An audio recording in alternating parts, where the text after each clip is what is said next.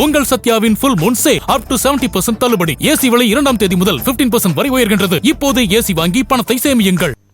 தேனி மாவட்டம் சின்னமன்னூர் அருகே தனது தங்கையை கேலி செய்தவர்களை தட்டி கேட்ட இளைஞர் கொலை செய்யப்பட்ட சம்பவத்தில் குற்றவாளிகளை கைது செய்ய வலியுறுத்தி உறவினர்கள் சாலை மறியலில் ஈடுபட்டனர்.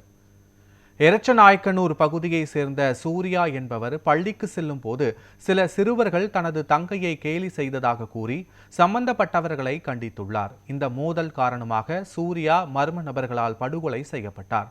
தகவல் அறிந்து சென்ற போலீசார் சூர்யாவின் உடலை கைப்பற்றி பிரேத பரிசோதனைக்காக அரசு மருத்துவமனைக்கு அனுப்பி வைத்தனர். இந்த நிலையில் குற்றவாளிகளை உடனடியாக கைது செய்ய வலியுறுத்தி சூர்யாவின் உறவினர்கள் சாலை மறியலில் ஈடுபட்டனர். சம்பவம் தொடர்பாக போலீசார் தலைமறைவாக உள்ள குற்றவாளிகளை தேடி வருகின்றனர்.